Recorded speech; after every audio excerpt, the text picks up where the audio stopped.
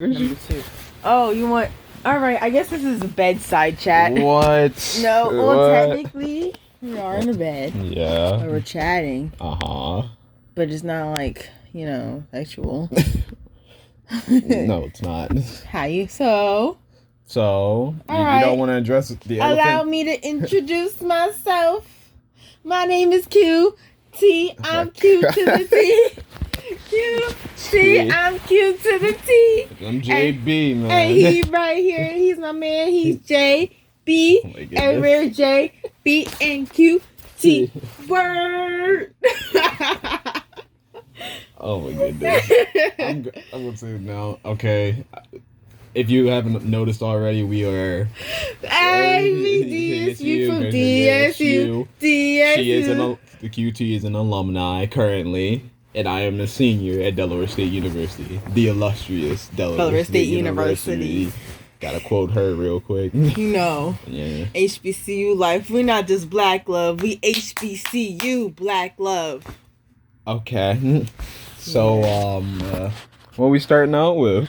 I don't know. How are you? How are you doing today? How am I doing today? Yeah. Doing good. I feel accomplished. Accomplished? Yeah, what you do today? I did a lot of work, schoolwork. Oh yeah. A lot of schoolwork. I finished a lot of schoolwork today. What did you do yesterday? What I do yesterday? Yeah. I did a lot of business work yesterday for my business class. And what else? I also celebrated a birthday. I celebrated my birthday yesterday. I turned 22. 22, the big 22. Oh, 22 now. Big 22. So I joined my the party. big wonton is big 22. 22 now. So I joined the party being 22. That's right, wonton 22 now. What comes with being 22 though? Like Taylor Swift.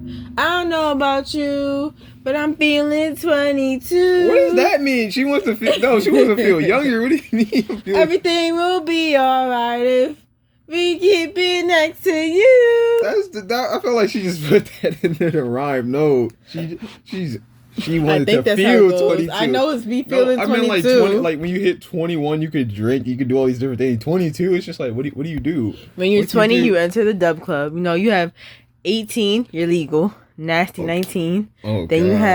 you have 20 because now you're dub club. You entered your 20s officially. And then 21, you're legally allowed to drink in the U.S. I've never heard that before. What? The dub club.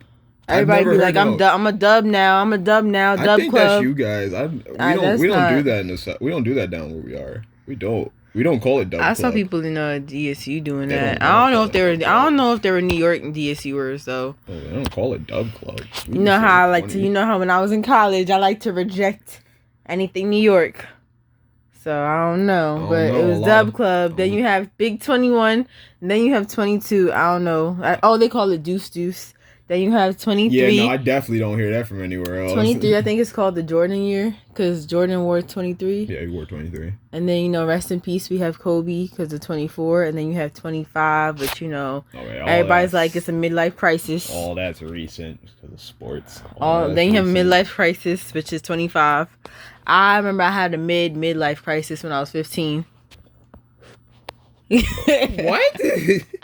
I was like, what am I going to do with my life? How am I? What is this like I don't know, what is it, like a century? Like 2 centuries ago? Where everyone was scared? They're like, we're not going to live as long. Midlife crisis at 25? No, I was 15. No, you said there's people that say 25. My best friend from middle school, she was over. We were chilling, and I was like, being paranoid, like, what am I gonna do in my life? Oh my gosh, I think it was like my life is over, something, and because I would always reinvent myself every new school year or something, and she was like, you're having a midlife crisis. That's not even a midlife crisis. That's a young crisis. Oh no, 15. I was like I was 15. Oh no, not 15. What was I doing at 15 years old? I was riding a bike at 15. I don't know about you. You already know I wasn't riding a bike. So for y'all who do not know, I was not riding a bike at 15. He had that privileged lifestyle. No, that's not where privilege. Like you just go ride a bike in the streets and stuff. That's not privilege. I felt myself being a little rebellious. So against my dad, I felt like, I'm not gonna ride a bike. That's not being rebellious. You that just was chose rebellious. Not to ride it. Because I was doing what was not to do. So the normal people were riding the bikes. I wasn't. That's not rebellious. It's still a choice of doing it. Rebellious is something that you have to do, and you're just choosing not to do it. You don't have to ride a bike. You got legs. I don't know. It felt rebellious. Oh, that's not rebellious. I had a bike though at 15. I had training wheels. It was sat over there.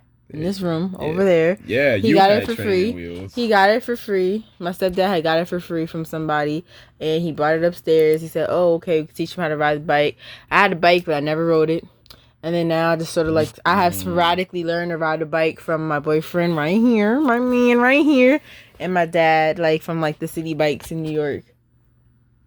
You had training wheels. I was pushing down a hill. Oh my goodness. Go. At 15, what was I doing? Oh, I had an internship in high school. I had to go downtown. I was learning how to ride the train, I think, to go to my internship. I made friends. I explored the hood on my own for the first time at 15. What is this? The hood in New York. What about the hood? You said like New York's not a state. What hood? Well, it wasn't really the hood because my parents didn't want me to go to the hood, but they said that like it was like it has low level hood crimes. I don't even think it's the hood, honestly. I don't count that as a hood. My parents called it the hood, but I don't think it's the hood. But I think granted that was because of the bourgeois, my parents, or like what they used to know because they're like, oh well. It's the hood, but I don't think it was the hood. So my parents would say I was exploring the hood because I had friends that were like from the hood or hood adjacent. So that was what I was doing at 15. And I had an internship. I was actually doing good in school, like actually putting in effort. What was I doing in school? Man, I was having a lot of fun in high school. I was doing a lot of different things. I don't know if I was having fun. I feel like I had fun learning. I had fun at my internship, but like in school, I like the social part. I did not have fun. Like when everybody says high school is your worst years, that really truly was some of my worst years. There was a lot of like, I wouldn't even say that we had bullying. I feel like it was so like, it was literally like a modern coming of age movie where you have those rumors spreading around, where you have the diverse different crowds. You have the athletes who were on top. You had the nerds who were also athletes who just sort of like went really far in life and like got into the top colleges or whatever, and everybody didn't like who everybody perceived to be smart. Like I remember they were like, how are you student council president? How are you like freshman class president? I was actually only freshman class president because I was the only one who was there.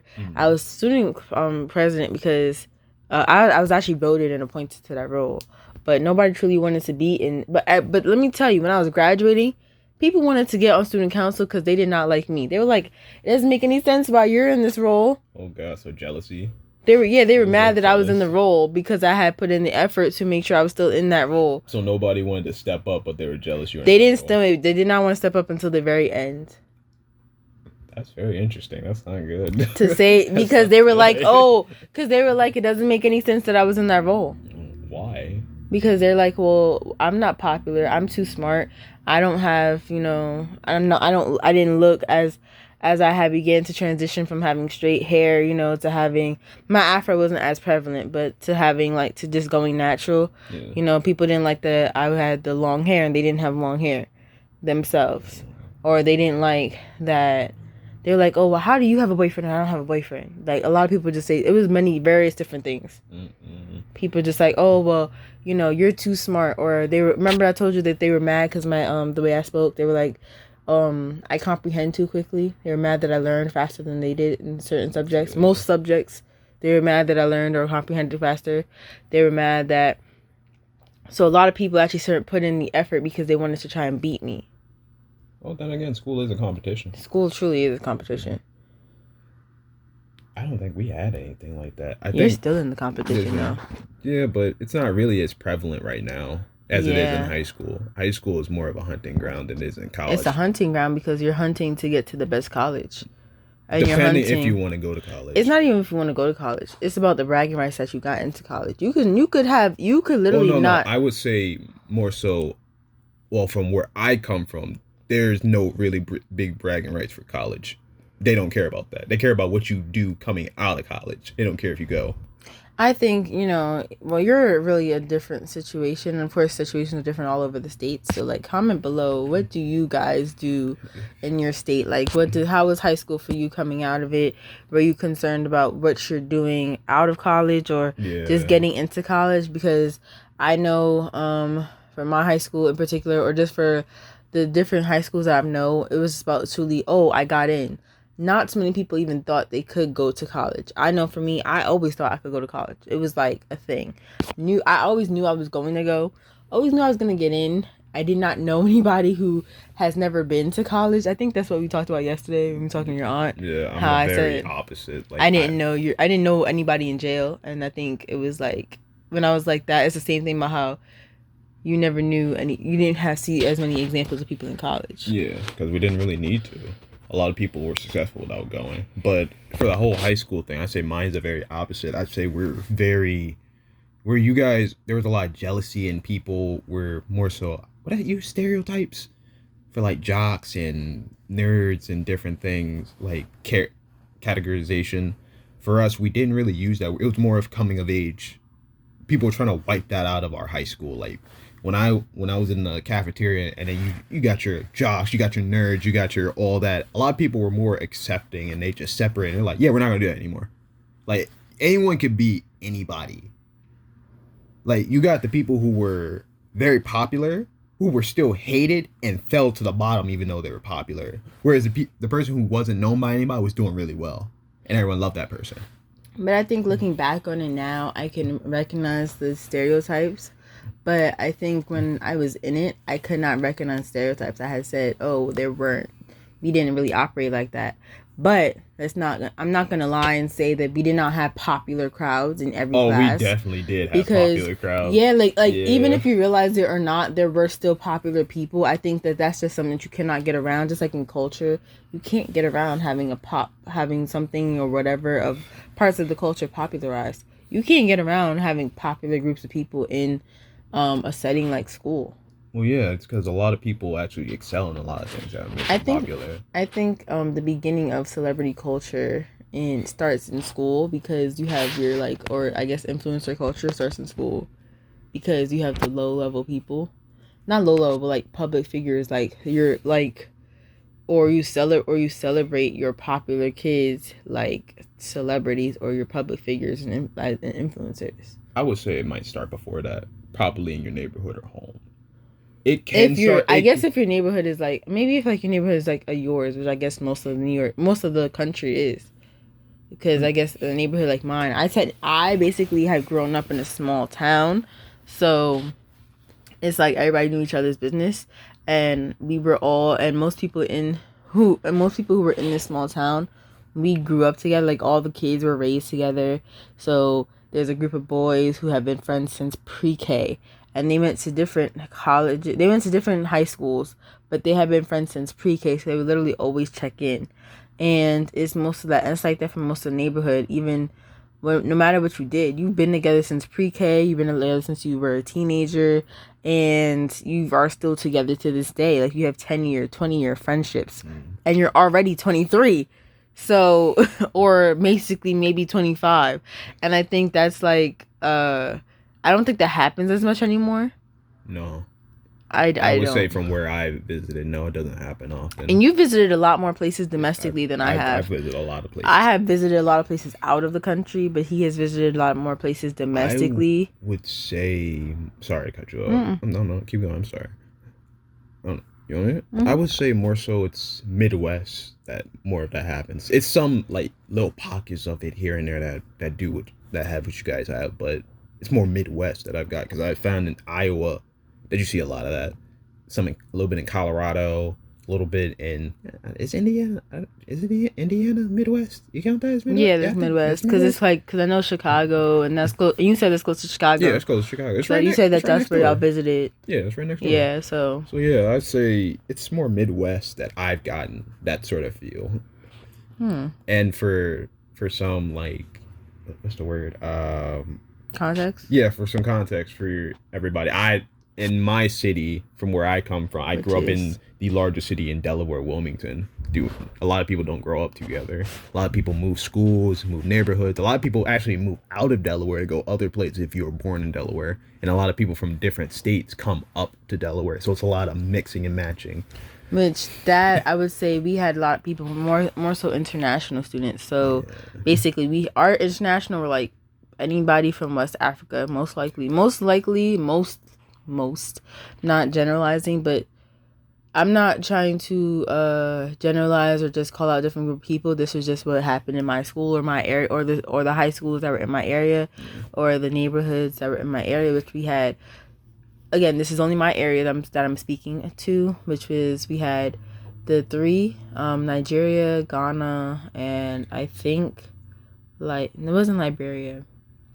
I forgot what the third one was. They're both like three coastal West African countries, which is crazy because you don't even think about coastal when you think about Africa.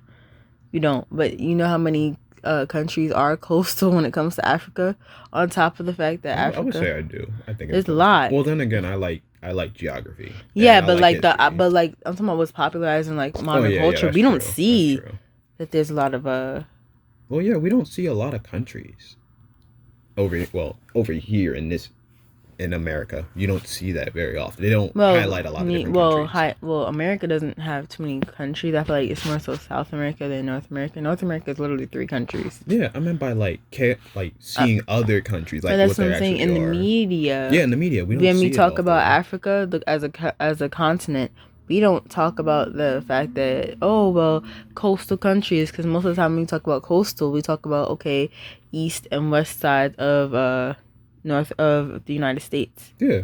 But when you talk about Africa as a continent and these countries that are in Africa, we don't even recognize that Ghana is a coastal country, and that's something that's really just realized. It's crazy. Well, there are a lot of countries we don't do that for. Yeah, but that's villainized. That's part of the way that we villainize African American. Yeah, but there are a lot of different countries that do that too. They don't talk about a lot of different countries, but even though they talk about more than we do, that's another thing in school too. I remember in high school. So that's really truly why I went to HBCU, because in high school I was put onto so many black cultures, so much of black culture, like box braids, box braids, or just like twists, or the wigs and the weaves. I was introduced to when I got to high school. I did not know. I mean, I might have known, you braid your own hair, you do the twists in your own hair, but to add the hair, and seeing, streetwear, camouflage. I think I saw camouflage a little bit in middle school, but it was really, really prevalent seeing other, of course I saw other neighborhoods in middle school, but most of them were, I would say most of, the, outside neighborhoods came from... No, middle school we were very much molded because we wore a uniform in middle school, and if we didn't wear a uniform, not everybody had to wear a uniform, but it was a choice. So it's if you needed something to wear, you had the uniform clothes. You had the shirt that's for gym. You had the option to wear sweats. I think they gave you sweats for gym. You had because you had gym 1 day a week. I think it was 1 or 2 days a week. Most likely it was 1 day a week in gym. And so you had to wear gym clothes that 1 day a week, and then 4 days a week, you could wear anything else. So they gave you, those collared shirts. I literally still have my collared shirts to this day. You guys wear collared shirts? Did you? No. They're regular t-shirts. That sounds They're t-shirts that say that we wore to gym. But you saw my shirts. You see my collared shirts up there. Those are from middle school, because we had so many of them, and you're supposed to wear khaki pants, and I think that you just had at the beginning of school, you just bought your khaki pants, and that was I think that was helpful, because I think that was also another time I was introduced to the different classism. Of course I didn't talk about it like it was classism, but it was the way I was introduced to people having different classes and how it affects them. I think I've encountered a few of those, but then again, I came up a little different. More so, I came up different from you. You went to a mixed sort of. I went to a middle diverse, school. No, I went to a diverse. You had black. I'm not talking about races. I'm talking about genders. I went to a singular gender. Oh, you mean co-ed? Yeah, I went to an all boys school, middle school. Yeah. Yeah, and There was no choice. You had to wear a uniform, and you had to order it online. So there is no going to a store and it being local. You had to literally get it shipped from the west side of the U.S. Get it manufactured and sent to you. It was only like you had to go to a specific store. I know you could pick up your shirts, but you had to go to a specific store in a specific location. It was only one store, but that was like, I forgot if that was middle school or high school, but I think that was middle school, because I remember in high school I had to just go wait in line to get my t-shirts, and then the very next day, after I waited in line to get the t-shirts and school started, they were like, "Oh yeah, the uniform has been disbanded." Because I think we got a new principal. Let's see, did I encounter it? I think my first interaction for classism would be going to a few private schools. Like, I didn't attend them, but I got to see them. My mom wanted to send us away to private schools when we were kids. She wanted to send us to private schools away. It wasn't even about the money.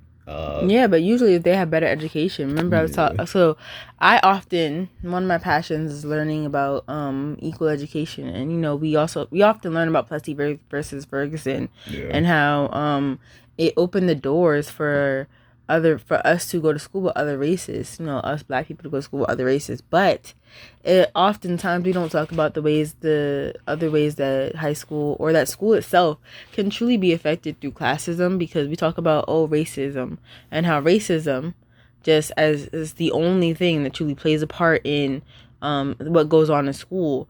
But truly, it's also classism. A lot of things that come with systemic racism.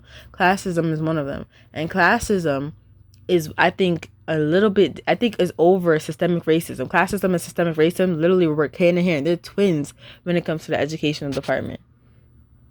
I would say systemic racism a little higher. I'd say it's a little higher, because there are certain places in the world that deal with education where systemic racism actually is rooted deeper. I'm not talking about in the world, though. I'm talking about in the U.S. I'm talking about even here. Yeah, it's about in the U.S. In the history, it roots further back than classism. That's why I said they work hand in hand. I was gonna say one works over the other, but I think they truly work hand in hand, because they literally one washes the other.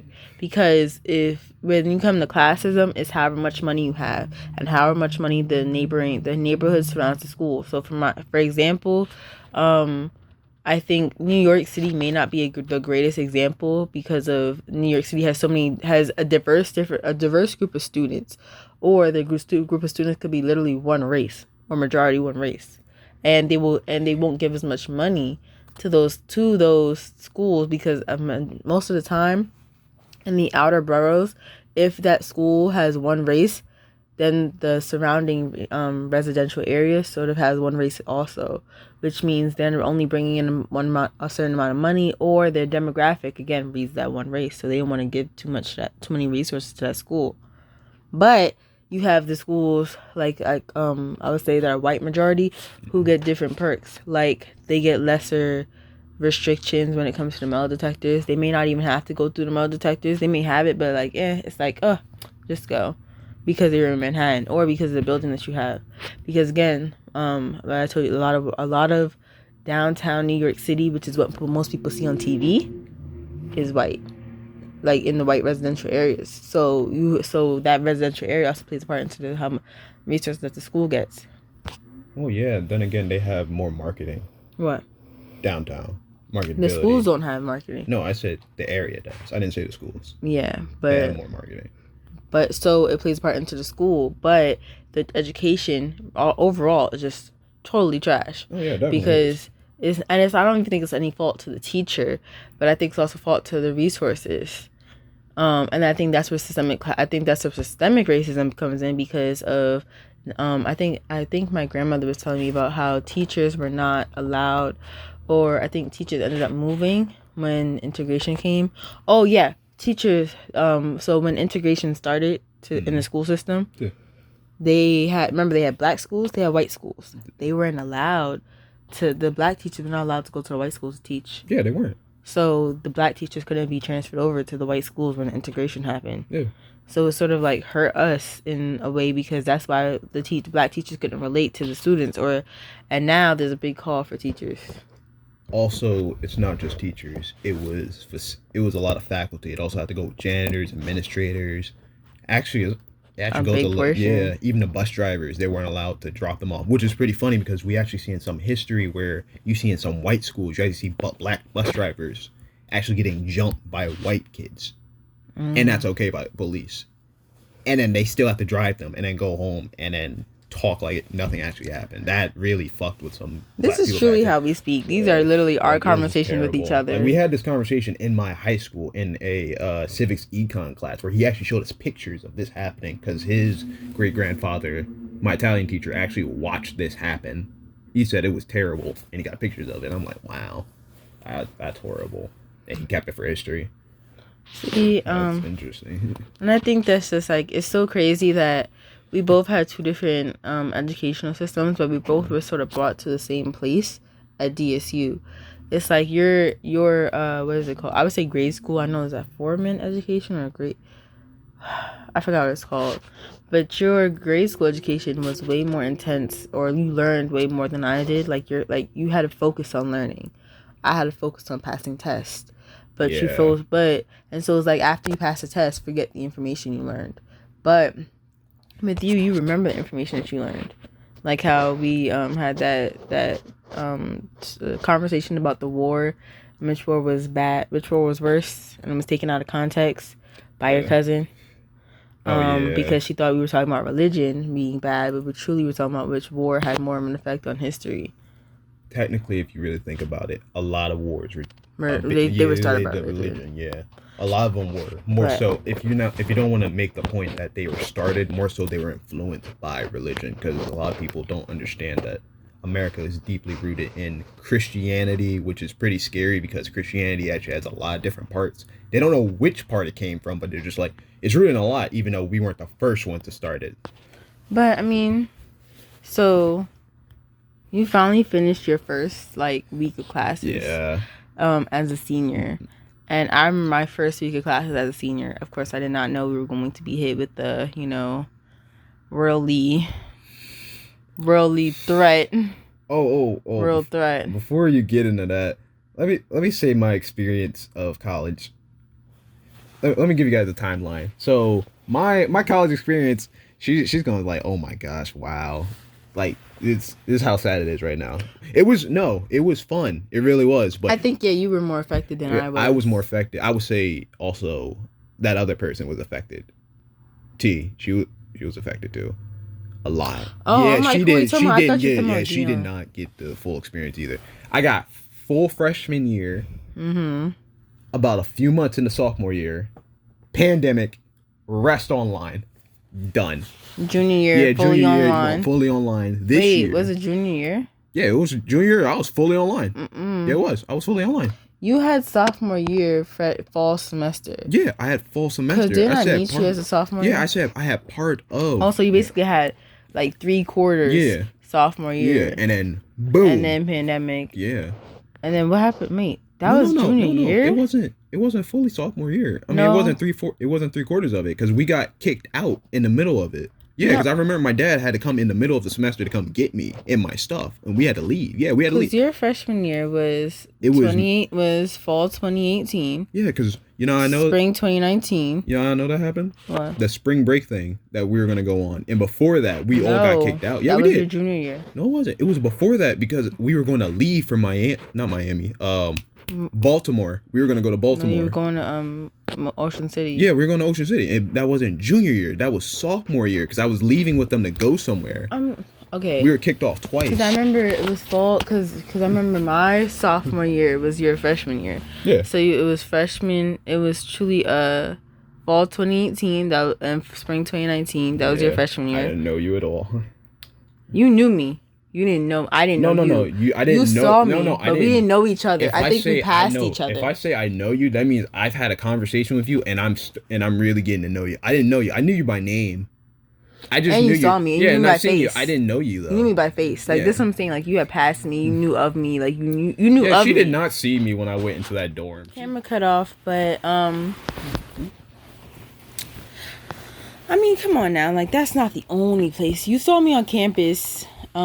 These actually the conversation that we technically like to have. We really truly speak like this to each other. Yeah, Yeah, we do. I think no, but I was saying fall 2018, spring 2019, your freshman year. Yeah. Fall 2019 and spring 2020. Oh, you're right. Your sophomore year. You know how I also remember? What? Because Kenny asked me a lot of what my experiences was, and he asked me, did he want to come down and get me? Right after work. But I was about to say, because I just remember Jewel campaigning, and I don't remember, and I remember her having an actual campaign season. But because I remember her, wasn't she Miss Sophomore? Yeah, she was. So I remember her run for Miss Sophomore. I remember her campaign season. Dang. Yeah. Wow. And you know what? You're right, because he was talking about his brothers. Is she his ex-girlfriend or his girlfriend? Your guess is as good as mine. I'll ask him after this. Your guess is as good as mine. But his little brother had a relationship, was in a relationship, or is in a relationship with somebody. Still currently.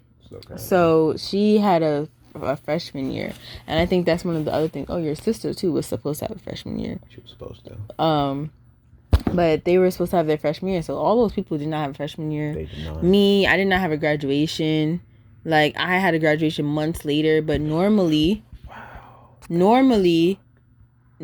graduation would have been like right after. Like, I finished my classes and then boom, I'm, going to graduation the next day, moving out the next day. But I moved out really early.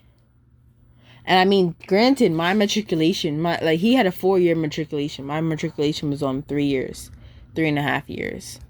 What? That's wild. What? No, because I just thought about that as a comparison. No, I got what I was listening to what you were saying, but I just thought about what they had to go through. Like who? T and freshman year. Yeah, they do that in prison. For some of them learning. What do you mean? They actually sit them in their cells sometimes with a computer. What are you talking about? Like where they had to sit in their dorm room. They couldn't go to class unless you're a hands-on major. Like you have to actually be in the class to do that. Sometimes they do that in prison where you actually have to sit in your cell and do work and stuff. Or you actually have to go to the library. If the library is shut down, they bring it to you, but there are guards sitting there with you. So I found that as an interesting comparison because I try to think about there's no other comparison that came to my mind. I thought about that. Oh. I only know that because my father also told me about that when I got that phone call. You can hear the fiddling. Oh, I'm sorry. I mean, fiddle with the phone or fiddle with this. I'm sorry.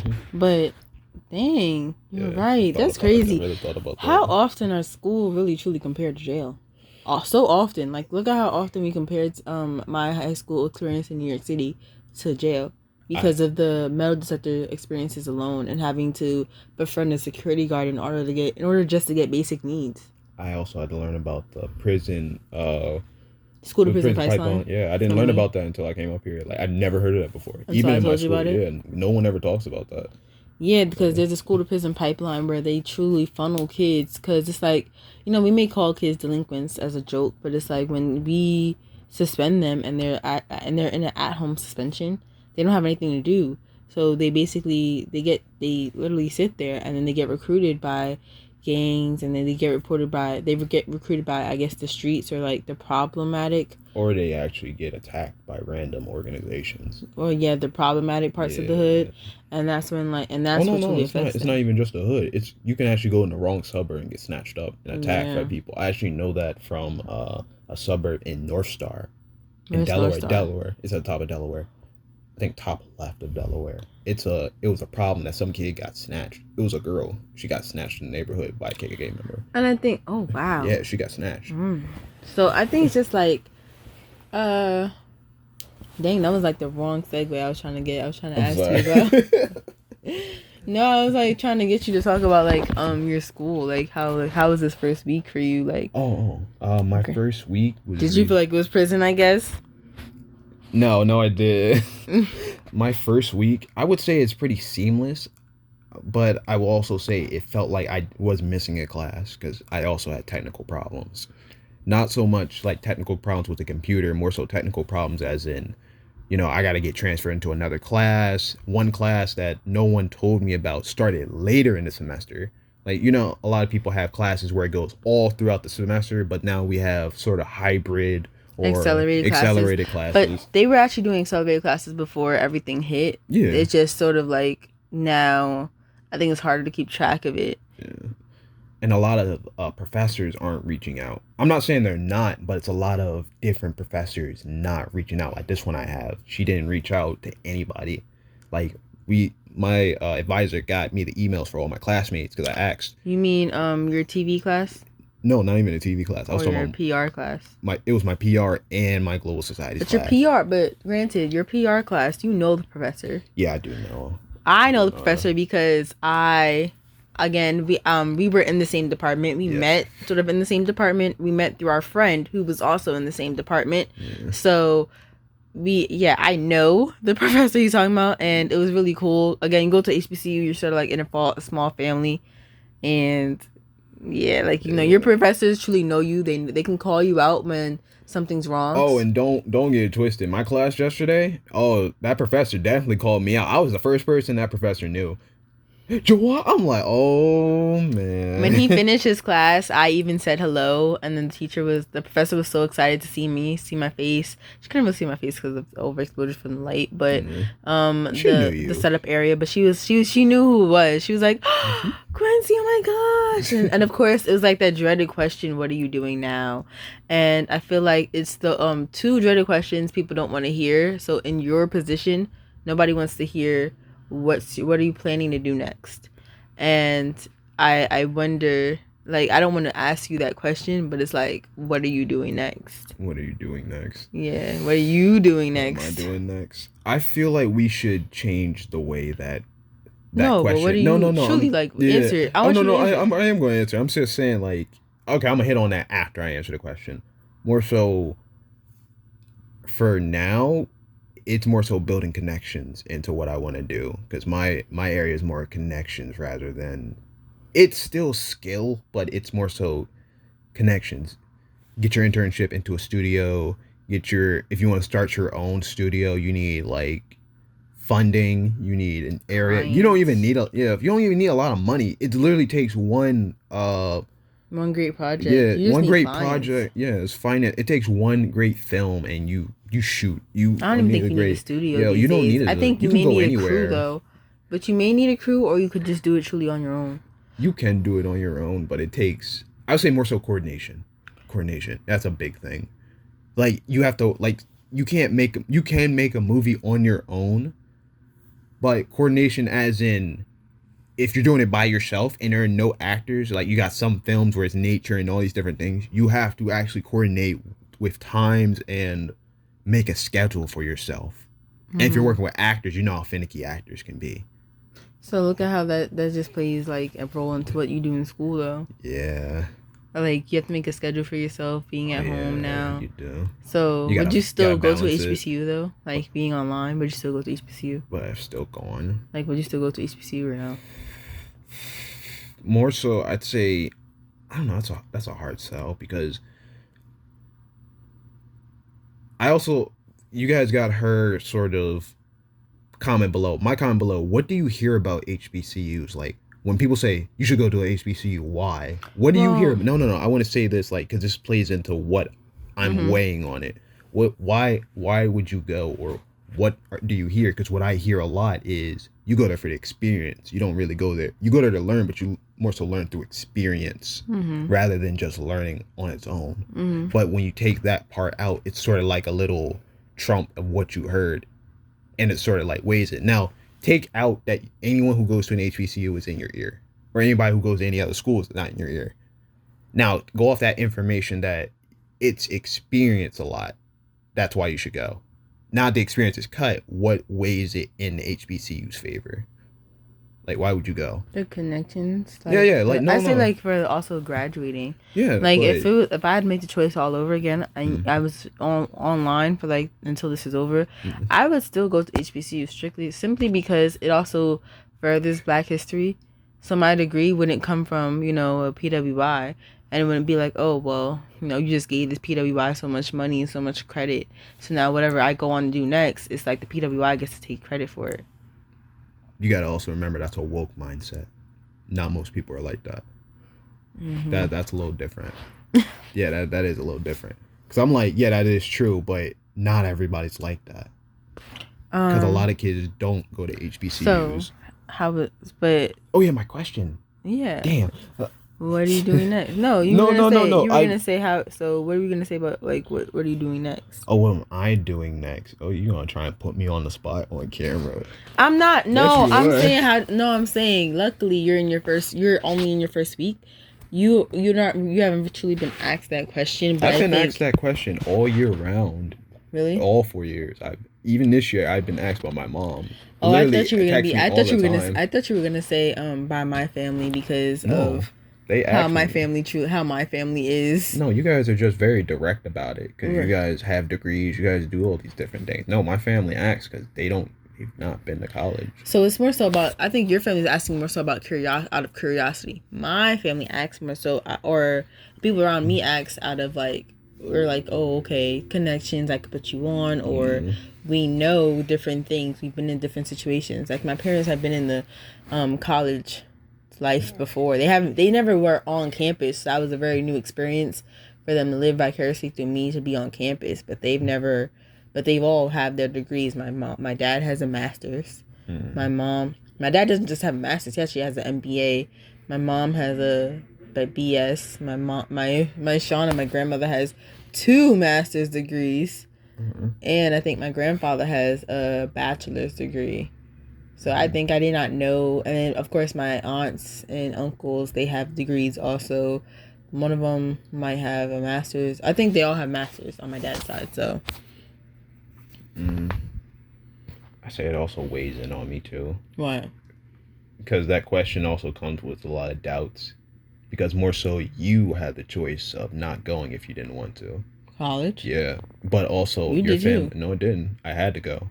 There was no, you can't go to college. Pops? Yeah. No, not just Pops. My mom, too. Like, the family said, you have to go to college. There is no way out. You can't do what we did. You have to do it this way.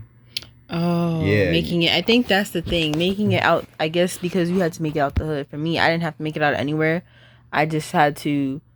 I think for me, I was excited. I'm a learner, and I'm excited for learning. So how has this been like? How has this process, learning in a pandemic been for you? It teaches you a lot about balancing. Even though there's an article I just read about stress relief and learning how to take care of yourself, more so because it's more so on work and life and all that, but learning how to juggle many different things. Because you got people out here work, school. Some people got to take care of family. Some people got to worry about rent. Some people have to pay car notes, mortgages. There are kids out here who were 21 who have mortgages. Yeah. I never knew that. That's wild. I saw it, but I never knew that until, again, I went to DSU and I wanted to just join certain things. And so, I followed people who already graduated. Oh, no. And I've seen that traveling. Like, before I even went to college, I've seen kids who were young as, like, 18. Like, they're 16-year-olds paying mortgages. Like, there are kids out here who have full salary jobs, already have houses, not even given to them by their families.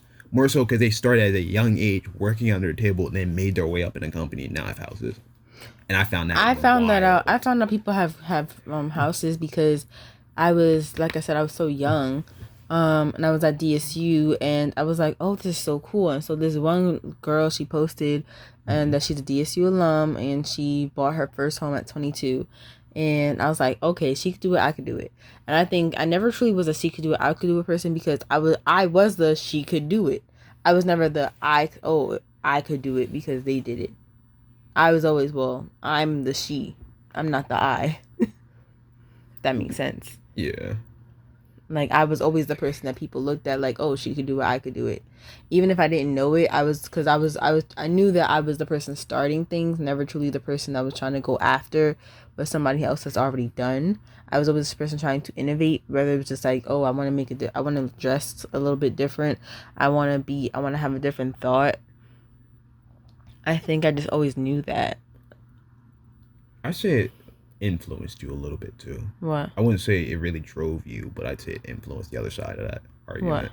More so, you're not a follower, you're more of a leader. I'd say the follow part too is because when someone says you can't do something, you really take that as a challenge. Knowing you for a while, you take that hard.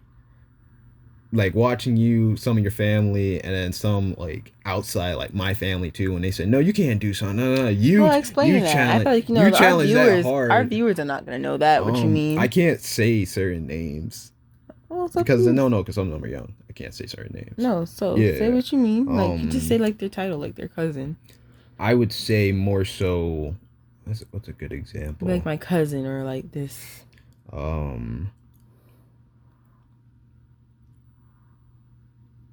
would say my brother challenged you about the whole water thing. I would say that's a big thing for you. I say that's not truly a challenge to me. Well, that's a challenge. So for context, you want to say it? No, you got it. You were the one in it. You're annoying. For context, when I went to visit him, and he lived with his family. He lived with his his mother and his siblings. And I still live with my mother, which I know is not the ideal post grad experience, but he's still in college, and so he's living with his mother. That makes sense. And his siblings. And when I went to visit them, his brother, who's a year younger, he's born in the millennium, had said that I was drinking fancy water, or they called it Quincy water, because I was drinking Perrier. And I was drinking sparkling water. And because I don't like to drink water out of a cup. If it's a mug, why am I drinking water out of a mug? I don't like to drink anything out of plastic unless it's like I'm outside. I could drink, and you can get it from like a restaurant, like to go. And yeah, I guess it's called takeout. But if you're dating like takeout, like going to a restaurant like Chick-fil-A or whatever, you can get like, I don't know, iced tea. That I'll drink out of plastic. But if I'm in the residential setting, I am not going to drink water out of a cup, literally, because there is a difference between a cup and a glass. And I've always grown up drinking water, simply water, out of a glass. That's it. Like I don't even remember a time in my life where I ever did not drink water out of anything but a glass. And so it was very much different. It's still the same thing, because a cup is a container. It's not. A glass is a container. Yeah, there may be containers, but to have a cup, especially like to drink something out of the same thing that your niece and nephew drink. They're like toddlers. Do you know what a cup is? The definition of a cup. It's not about the definition of a cup. It's about what they come. What it is, but that's what it is. Anything that contains a beverage that you can hold in your hand is a cup. One, it's also going to kill the water. One, it's also going to kill the water faster because plastic kills water. No, it doesn't. Two, kill water. Plastic kills water. No, it doesn't. It doesn't kill water. It contaminates the water. Also, two, it's just nasty to me. But again, it's also my preference, and I think that again calls into classism, which I don't think it was. That to me was not one of him challenging me. That was to me was not your family challenging me.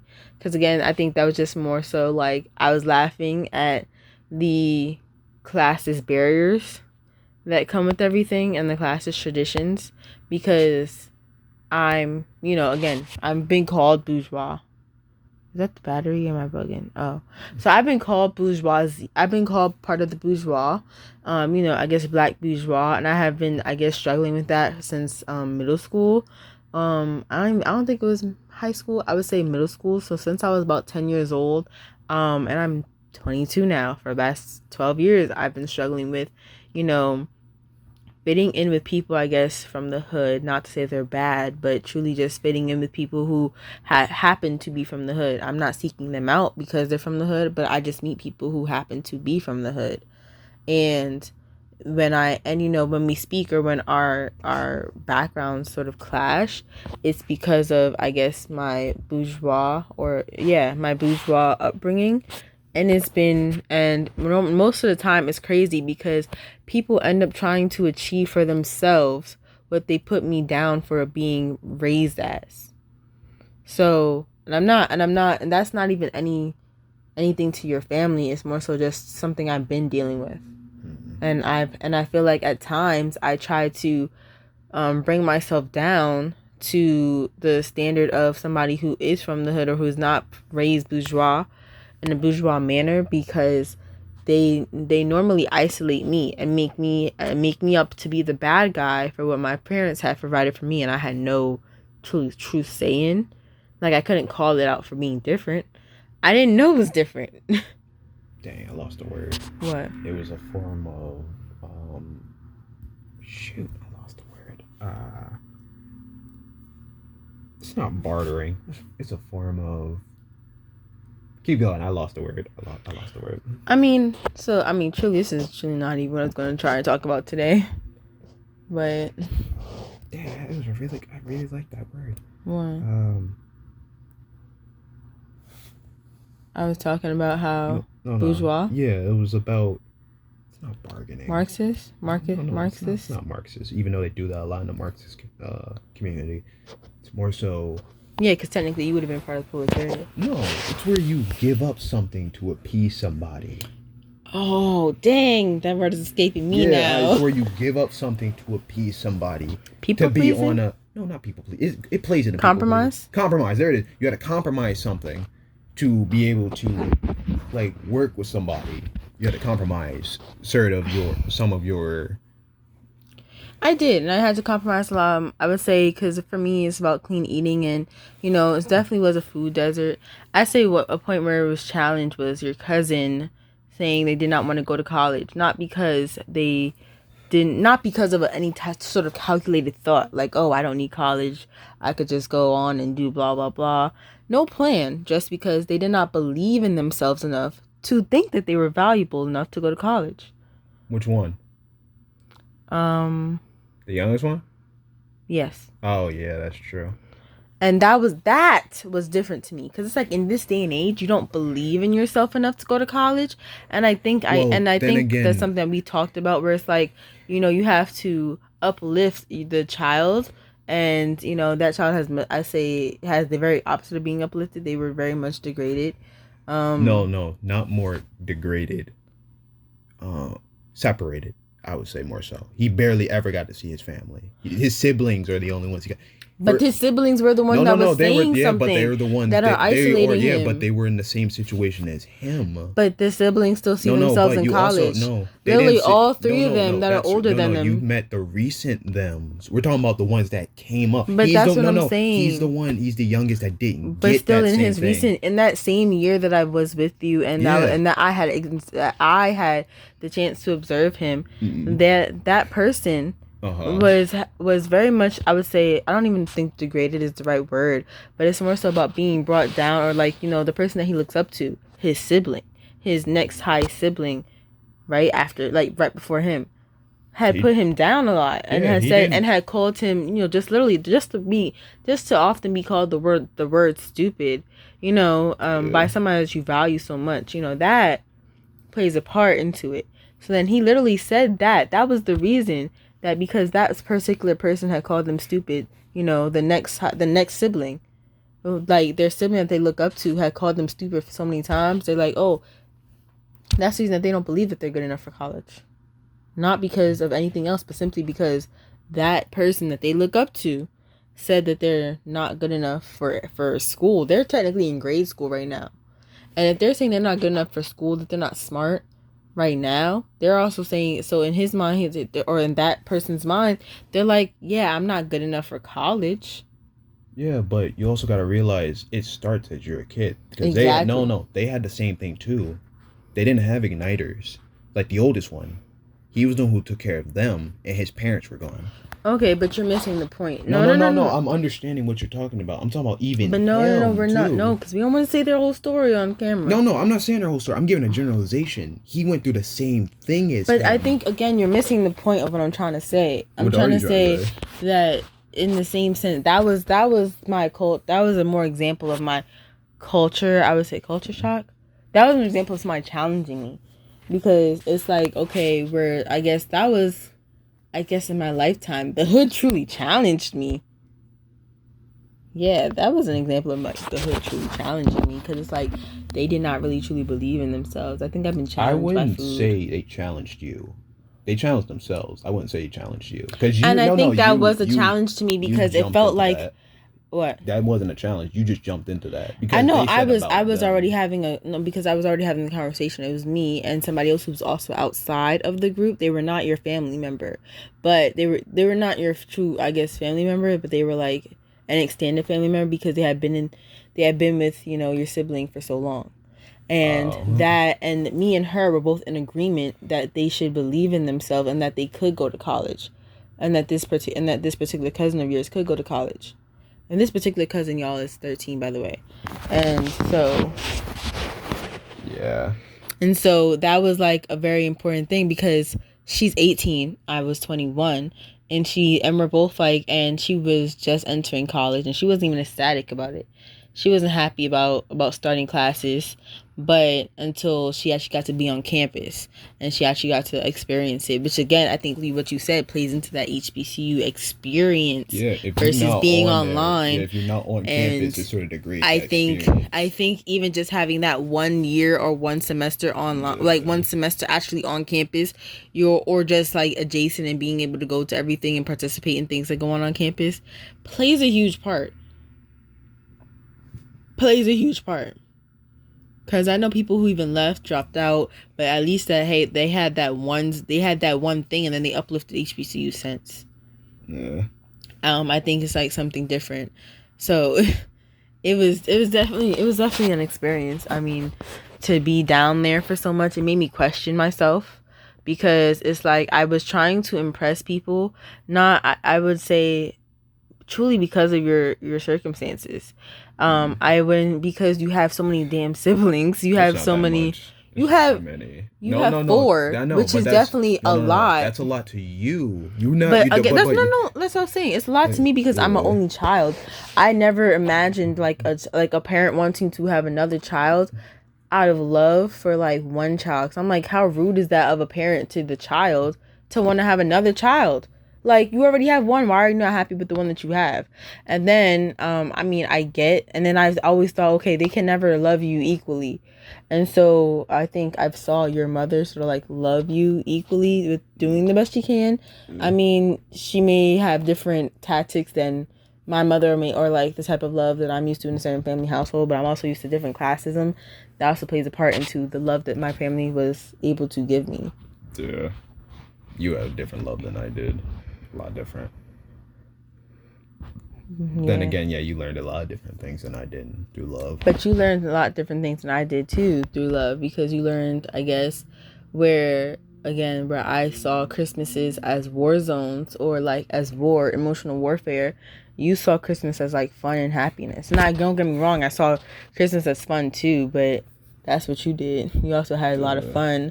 I think even that sibling, I think I've seen grown adults as siblings, but I don't think, and I've seen young people like who are my peers as siblings, but even my peers did not truly like their siblings, or they just did it for like, or they did it because they were told to do it, which I hate. I hate when a child has to pick up the slack of the parent, and they have to be not only a sibling but a parent to their younger sibling or to whatever sibling. Older or younger. And I think those were like the type of relationships I saw with siblings. When you guys were siblings that were truly just siblings. And I think also maybe the time that I met you guys played a part into it, but you guys were siblings that were just siblings and that wanted to do it simply for like love. Like, y'all just truly wanted to help each other. Yeah. Y'all were bonded y'all bonded off of other things, but y'all just wanted to help each other. Yeah, we always wanted to help each other. I would also say circumstance really did play a big part into it. I was going to say that too, but I don't want to say too much on that. It did play a big part, but we did love each other more than that circumstance. Yeah, I was going to... Oh, what? Circling back to that question. You said, would I have still gone? Mm-hmm. If it is based on what I've experienced, and let's say I didn't meet you, mm-hmm. or I didn't hear anything about anybody else, so I still go no. I wouldn't have gone, because HBCUs aren't highlighted a lot. We're told about them, but no one really reps about them. No, we have like current DSU reps, and we even had somebody from Florida come all the way up as a rep, but they didn't really do as good of a job as repping the HBCUs as they should have. And I think oftentimes when I hear Florida, I often hear about FAMU. Like, even PWIs. I don't think I even hear about PWIs. Not Johnson & Johnson. What's that? That's a medical company. No, there's a medical school. We were past it. Johnson & Wales. That's in Florida. Quit. Wait, did you press? Yeah, I hit record. It's still going. It's fine. Well, I guess this is gonna be an hour 30 podcast. I guess this is our first. I guess this is y'all introduction to us. This is how we truly speak to each other. So I guess you could just imagine our conversations with each other. This is our conversation with each other off camera, off mic. So sometimes we'll be giving you guys some like the real like this. We'll be giving you some I guess more highlighted and scripted podcasts. But this is our first one. I guess it's an introduction to us. Yes. How you feeling so far? Very off script. Oh boy, we haven't even got to all the questions we were gonna say. No, what I really wanted to say, I was trying to gauge you, and you kept going off. Yeah. I guess this is why it's called Off on a Tangent. Yeah. But I was really going to say, so I guess you talked about like your first week so far into the year, and so, but I was going to say is because I am an alum now. And this week, I would say I did not think going into this week that it was going to be as hard or reflective as it actually truly was. So I currently, I did go to work, but my work is not even in my major yet. My work right now is just like, I guess whatever I can to pay the bills or get by and have money for the two of us, like, or just to eat. And then like I'm still applying for like real work jobs. And for me, your real work jobs is like, using your degree. But again, that also goes into my classes and what I have seen all my life. And this week for me, like I was super proud of you, So I was super proud of you for doing your work. You didn't have too much work to do until the very end of the week. Yeah. Until your birthday. And even today. And it felt like, and I think it was when I saw you doing your work like towards the end of the week, like I think on your birthday, you were literally in class on your birthday. Yeah. And that played a huge part for me. I was like, damn, what am I gonna do? So in this book I'm reading is A Year of Yes by Shonda Rhimes. She says to always continue doing something. And truly, I was like, okay, well, I found different things I wanted to continue doing, but so many of them.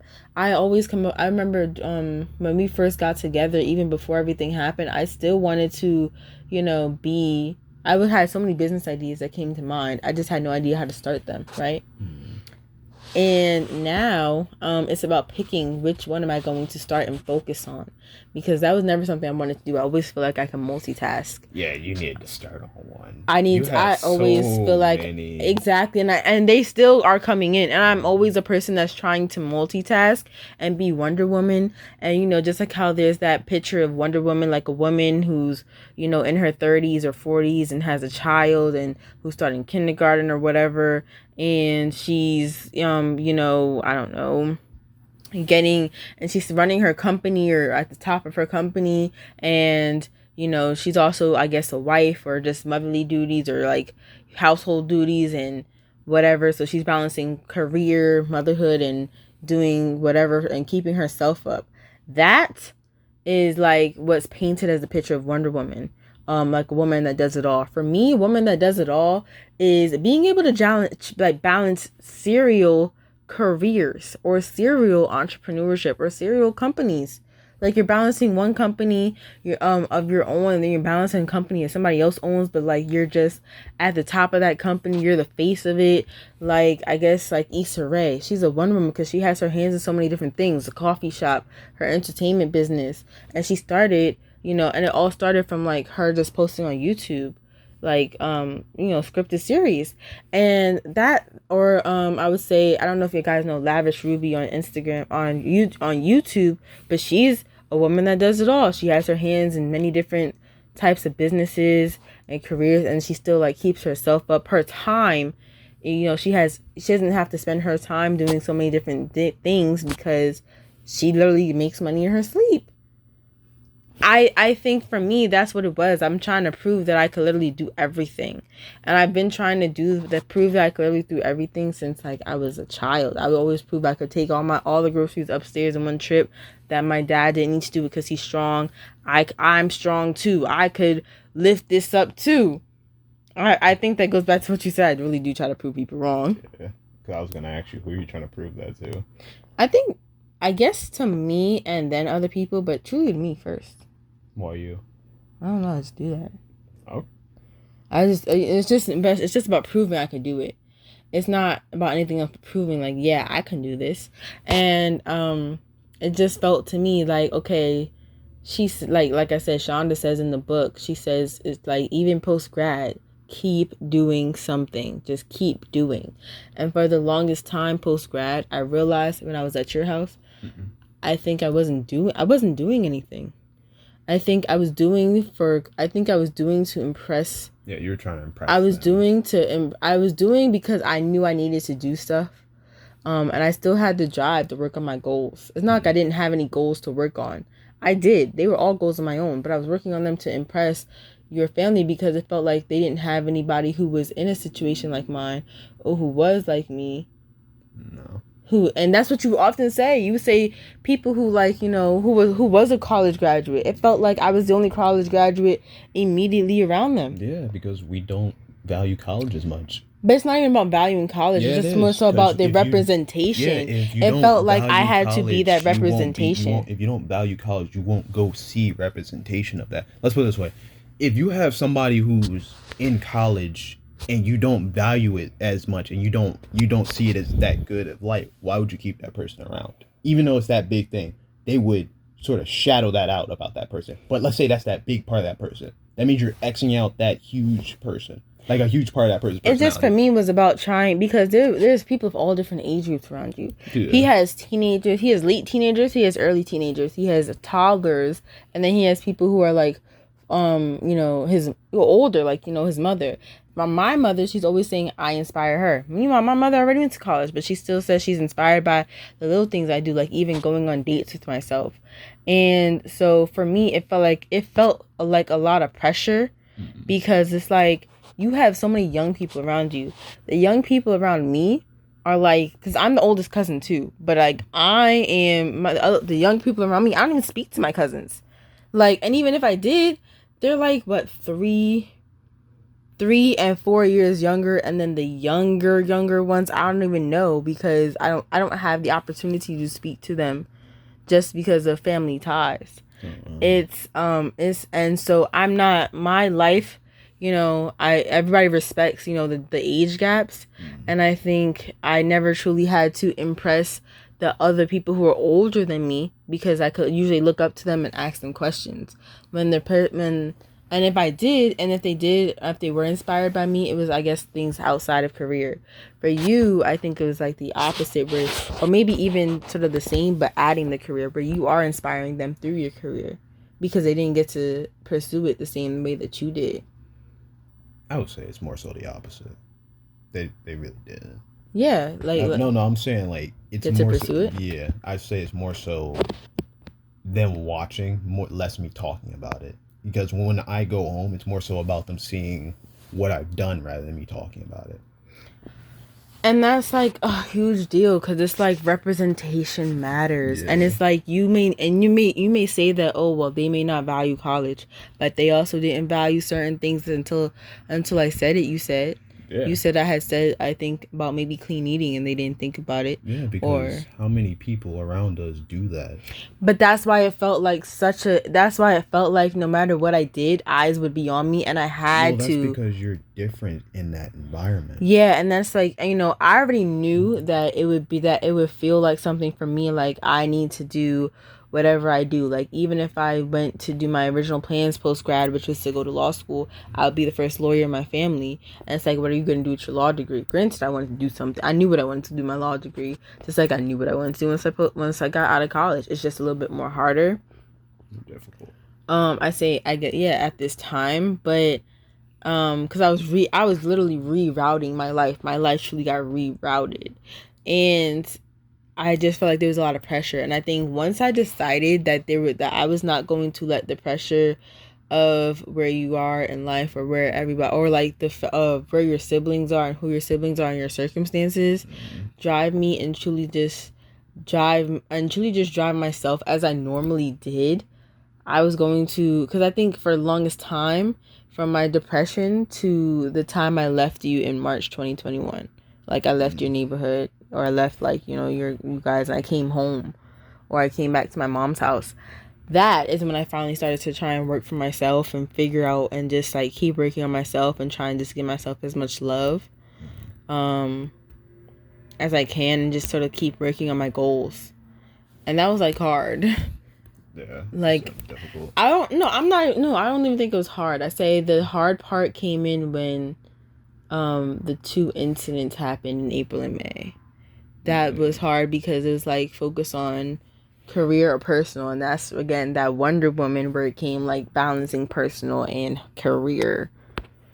So, or personal and whatever goal, like the goal of getting my license. And that's crazy because both road tests came right after each thing happened with you.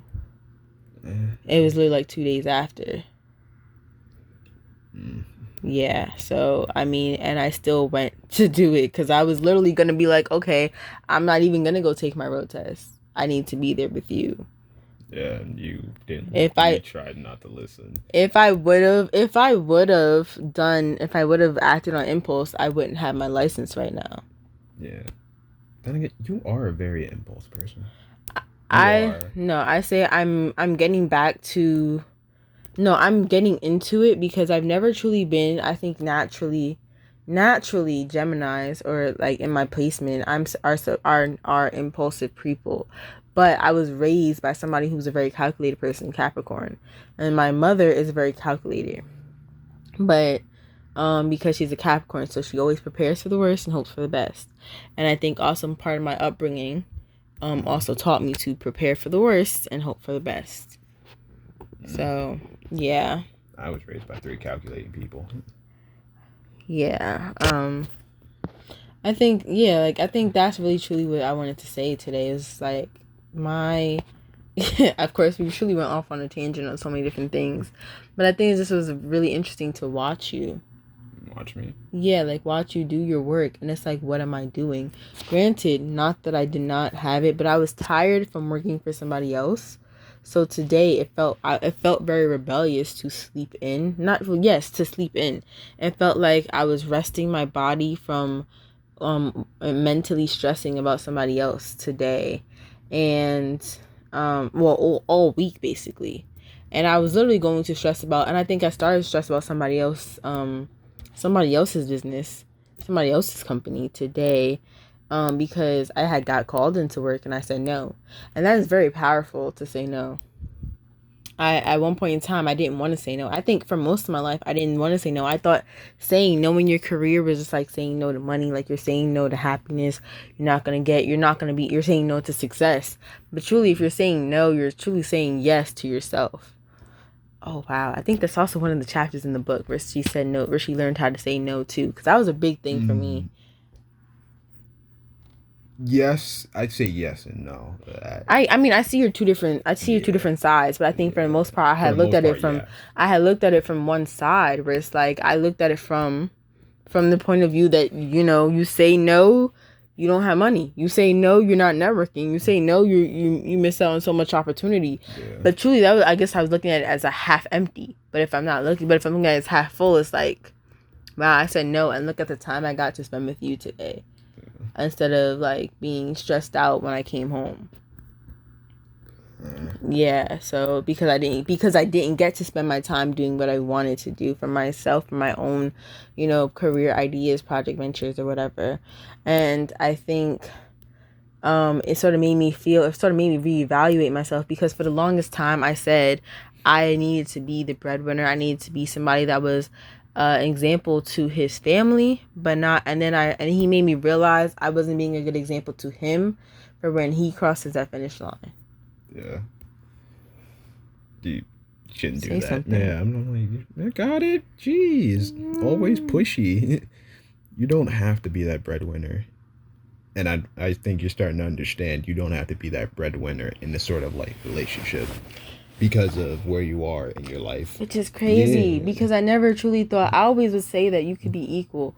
You equally could be the breadwinner. Yeah, but you don't have to be, because where you are right now. You felt that way a lot. I did. Every time you still have that moment, you're just like, I have to do it. And then you just stop yourself and just, I think even the vocabulary of using breadwinner is even truly toxic.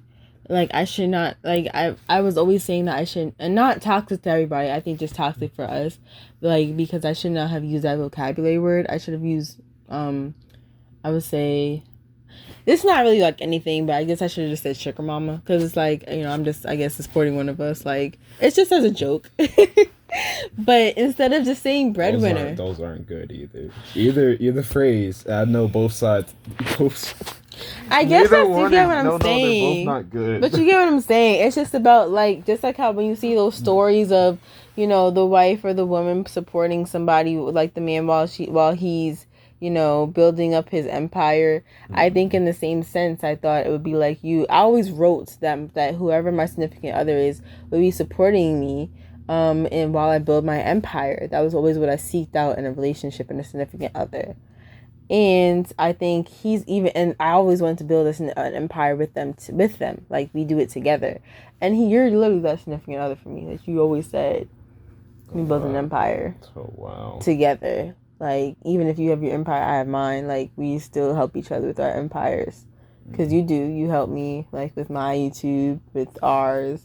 You help me. You let me focus sometimes. If I'm focused, they're like, okay, I'll cook. I think if you're focused, I try to like make it so you don't have to do too much, or I try and take the pressure or the stress off you. Yeah, there are times I leave for a little while for you to have your alone time because you need space. Yeah, you do. I don't even notice. I get stressed. There are certain times I pick up on it. She does it too, but I pick up on your stress. I don't pick up on my own. Because I sort of pick up on both. Like I had to learn that growing up. You had to learn picking up on everybody's stress. Like, I was one of those group readers. I learned that from my mother. You had to learn how to pick up the situation fast. Like, the world keeps moving even when you're down. And while people are beating you down, the world will keep moving on. So you have to be able to move with the tides and overcome and either catch up with the world or beat the world in that race. And I think for me, I normally, do I beat the world? No. I am that person that I give myself that time to be down. I beat myself up. But I'm also the same person to pick myself up. You beat yourself up a lot. But I pick myself up. I beat myself up for a little bit, and then I'm the same person to pick myself up. Like, crazy thing is, I think the day before your birthday, I was preparing for your birthday. Yeah. And I had a call with somebody in my family, and I broke down crying. And then I called you afterward, but I didn't let you know I was crying. You sound a little distraught. But I didn't let you know I was crying. I didn't want to because it was your birthday the next day. And I was like, I wanted you to just be happy for your birthday. When I left here, we were happy. And I said, I'm not going to bring you down by letting you do that. And it's crazy because I think right before I called you, I just said, I know I got to stop crying. And I think oftentimes, even when I was crying and I would call my mom crying, I was outside. And she was like, okay, well, where are you? And if I said I'm outside, she's like, no. Go somewhere, come home, or whatever. I think it's like, you know, you don't want to cry in public to people, but people will often help you and be like, okay, why are you crying? Are you okay? And it's like that. I think it just goes both ways. It's like, you know, we're not supposed to cry. Women just don't want to be seen as weak because it literally like takes back 100 years of fighting to be seen as strong. I will say this. Nowadays, it's more like you'd be surprised when you break down public, a lot more people will help you. Even in terrible neighborhoods, a lot more people will help you. Like, I've seen it where in certain rough areas in Maryland where I've seen some kids breaking down crying and you see the toughest guys, like, they'll shoot you in broad daylight, like steal your stuff, steal TVs, anything. And I know some of them, like, they've done some heinous things and they'll still help you. Like, they're even uplifting people, telling them it's okay to let this out in broad daylight. They said the same thing you do in front of your mom breaking down and everything, you need to show that to someone else. And if you guys want to talk more about this, I guess we could try and have a more scripted episode about this. What else did I want to say? I knew that was really what I wanted to say is today, because about your birthday. Yeah. Oh, well, how was your birthday? I guess we could end it on like a lighter note. All the cameras dying. I can do it fast. My birthday was, to put it in short, very, I would say like a slow burn. Like, not like slow burn. Like, you see, like, on Netflix where it says slow burn.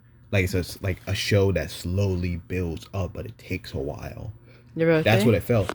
It felt like the scavenger hunts you put me through. That was the little slow burn until great things. And you got all these different people in small pockets. I had some very huge troughs where I had some bad news and I had great news. And it was just a lot of balancing. But I'd say more so this birthday was a big reflection on who I am as a person and the loved ones that really love me, especially this one right here. This one right here.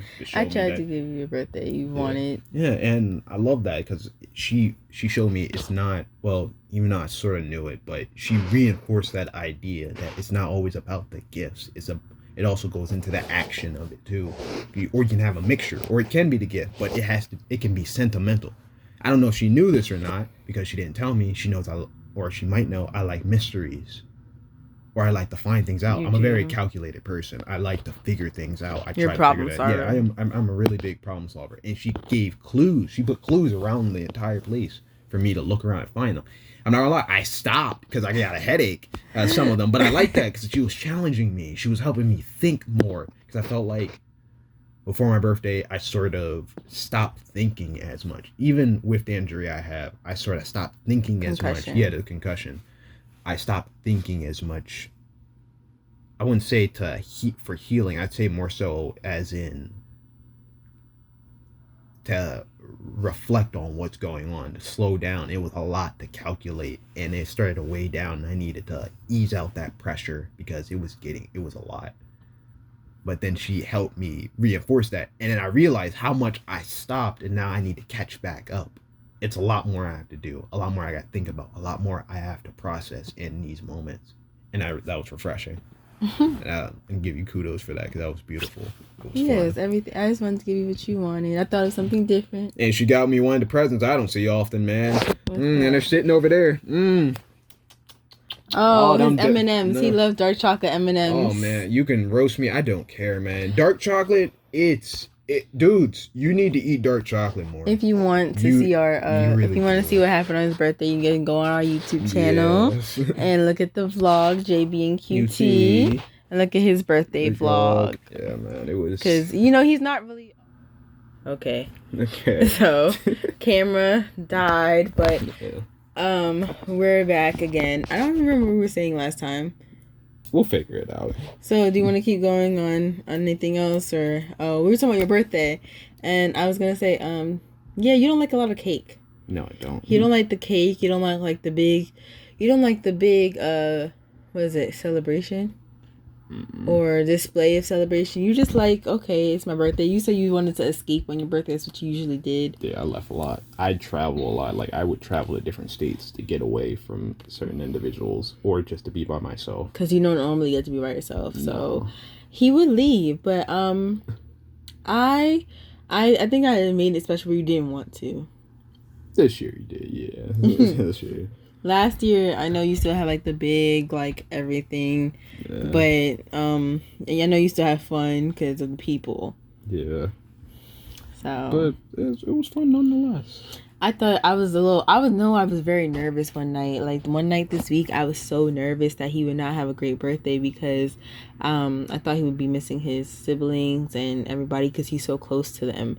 And I normally don't see somebody close to their siblings. So I was like, oh my God, he's going to miss them. I got a little anxious. And I didn't even know I was anxious. I didn't even know that was what was wrong. But I think I still did a good job. I was even nervous to ask him for money because, again, that goes into the, proving I could do it by myself. So it's like I didn't want to... Big prover. Yeah, I did not want... And then also going into the bourgeois, it's like I've been labeled bourgeois for so long that I did not want anybody to... That it's like I've always had money. So I don't want anybody to think I don't have money. So it's like for me to ask them, it's like an admitting of not having enough money to do it on my own. Even if I did, I think sharing the financial cost of it, I think that also plays like, oh, well, it makes somebody feel involved. Yeah. So I think I've learned that with my dad, and I think I've learned that with your siblings, which has its pros and cons. Yeah, it does have its pros and cons. Oh boy. So, what else do you want to say? This is our first episode, so If you like Off on a Tangent, please subscribe on whatever podcast you're listening on, whatever podcasting platform you're listening on. If you're on our YouTube page and you're watching the visual podcast, I hope you guys like it. Any other words, any last thoughts you want to leave them with? I'm not apologizing for this length. I know podcasts are usually like an hour or something along those lines, but man, that's the point of this Off on a Tangent. We just go off. We literally, if you guys want us to talk about anything, we will talk about it. It's a conversation, and I hope you guys enjoyed the first half. Or like, I know it had a little bit of a, it might be controversial because I don't know why, like, talking about race is controversial. Well, we know why. We definitely know why. You know, if you find that controversial, hey, I really don't care. But shameless plug, if you do find it controversial, also go check out our friend Bread Pill Black if you want to hear more political and race commentary. And you might see him here. So yeah, on the episode, yeah, you might see him on our vlog, and you might see him on the episode of this. So stay tuned. You might see some other people too. You don't know. We'll link his channel down in the description box below. Yes. And whoa. Oh, you see that reflection? Yeah, my goodness. So if you did like this podcast, thank you guys for listening. Thank you guys for watching. Yes. I'm the QT. That's Q to the T. You can find me at CEETheqt on Instagram, on IG. Find him at regular.jb. You know how to spell it. Don't front, man. You know how to spell regular. You know how to spell regular. .jb. You know how to spell it. And that's right. Hey, QTJB, and we out.